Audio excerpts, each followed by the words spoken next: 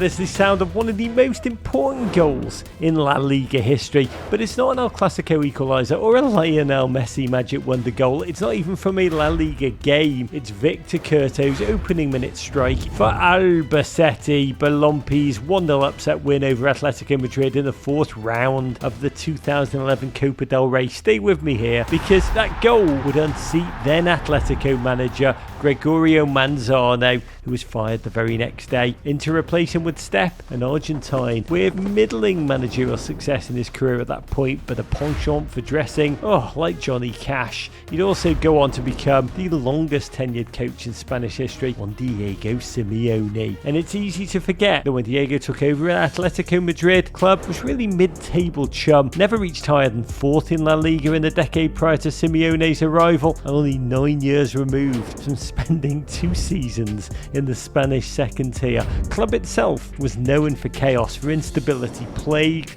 by shady business practices in the boardroom, impregnable debt, and a hair-finger trigger for, firing the managers. 2009 alone, team had 4 different head coaches. What in the Nottingham Forests? At the time, Simeone himself was seen as a mercenary manager, hung up his boots as a fiery, grinding midfielder, hopped around clubs in his native Argentina before crossing the Atlantic January 2011 to take on a caretaker job at Serie A bottom feeders Catania before heading back to South America, brief stint at Racing, meaning that when Simeone was announced at Atletico December 2011, it was the 3rd club he'd managed in the calendar year. How'd you like them apples, Neil Warnock? And we know you're listening. Who was Diego Simeone when he took over at Atletico? How was he seen? And what type of Atletico team did he inherit? His managerial credentials weren't really amazing, to be honest. He didn't seem particularly well qualified for Atletico, a club of that stature or that potential. He'd kind of been doing these relatively minor jobs fairly unspectacularly. I think the crucial thing from the point of view of Atletico was that he was a former player. He was someone who'd been part of Atletico's last great team. He was sort of dynamic, provocative central midfielder in the team that won the title in the mid-1990s. But because he had that bond with the fans, because he seemed to kind of get the club, and particularly because his playing style, which was, and this is the famous Simeone quote, the one he will never outrun, that he played football with a knife between his teeth. They understood the sort of player that Simeone was, the sort of character he was. They felt that he was one of their own. And that league Simeone entered back then was one of dueling superpowers. Real Madrid, Barcelona, Messi versus Ronaldo. His managerial counterpart to those 2 clubs was Jose Mourinho,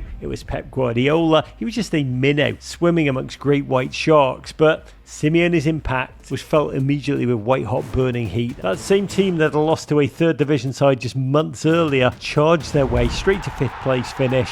Incredibly, Europa League trophy in Simeone's very first season in charge. They are UEFA Europa League winners once again. But that wouldn't be all. 2 seasons later, Simeone's squad would do the unthinkable. They'd unseat both Messi and Ronaldo at the height of their powers, scraping out a draw against none other than Barcelona on the final day of the season to hoist the 2014 La Liga trophy to the shock and awe not only of their own adoring fans, pretty much the rest of the world. El Atlético de Madrid es el campeón. Players cried on the field, fans hugged in the stands, but the Simeone ethos might best be described by his own response to that 2014 title, of which he said, "In football, it's impossible to really stop and think and enjoy it, because while you're sleeping, someone else is working." So the grind set continued. Champions League finals appearances in 2014 and 2016, albeit 2 heartbreaking, shattering losses to crosstown rivals Real Madrid. They placed Simeone's Atletico as genuine juggernauts on the European stage.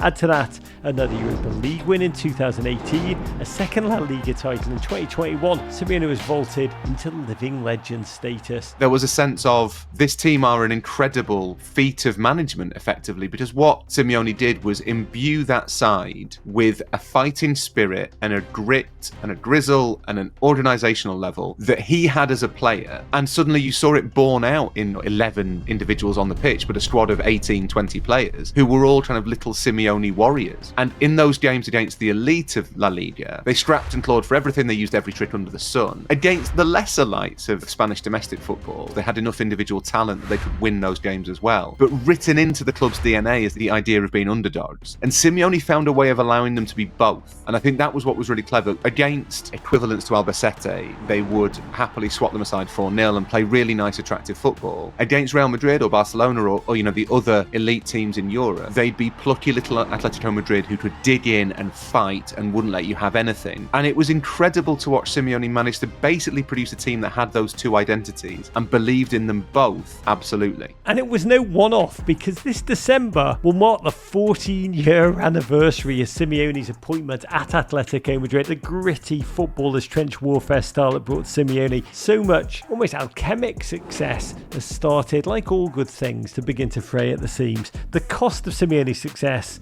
has been, well, first that of expectations. Those expectations have weighed so heavily both on the club and on Simeone himself. The team hasn't, I think you'd say, meaningfully competed for the title since the 2021 La Liga trophy. Last season saw the club top of the table at Christmas before they crashed down to earth, a distant third by season's end. This campaign will mark a decade since their last Champions League final appearance. We're judging them by their own high standards. Simeone said recently, quote, "When I came, I was happy when we won. Today, winning is a relief." To rectify their recent results, Atletico have, well, spent heavily, over $400 million past 2 summers alone, with a particular penchant for attacking players like Argentine whiz bucket Julian Alvarez, silky Spanish playmaker Alex Baena, and Scandinavian juggernaut Alexander Sorloth. But the disconnect between these style of signings and Simeone's patented grit and grime style is so clear to everyone, even Simeone himself, who said, quote, "The team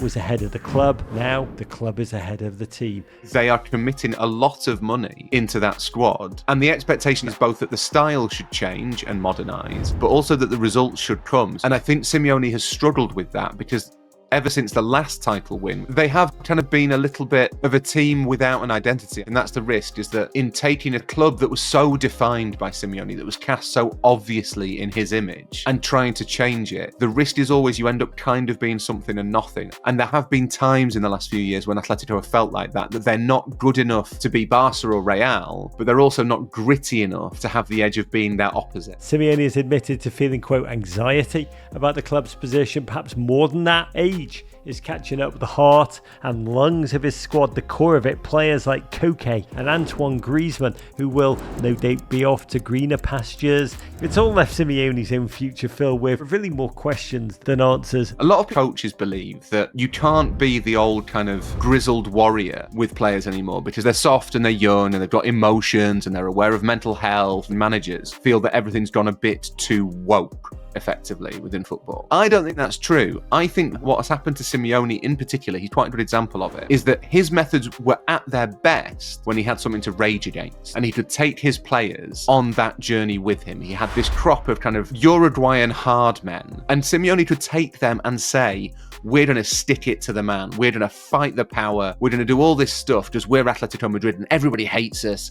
We don't care. We're going to stand up to them. I think when you're signing Julian Alvarez or Alex Baena, you can't make that pitch to them, because the pitch that you're making is, come to us. We're playing in the Champions League. We're a massive club. We can pay you lots of money. We can fulfill your dreams and your ambitions. There's no rage in that pitch. I think that the tension at Atletico for a while now has been that the club needs to be one thing for Simeone to be at his absolute best, but the players are going because the club is something else. And I don't quite know how you square that circle. They have these moments where you think, okay, something is bubbling here, but I don't know whether they have that same defining purpose in their mission. For a long, long time, it was really obvious what Atletico stood for. They stood for not being Real Madrid, and that was enough. I don't know what it is now, because they're too close to the powerful to pretend to be the outsiders.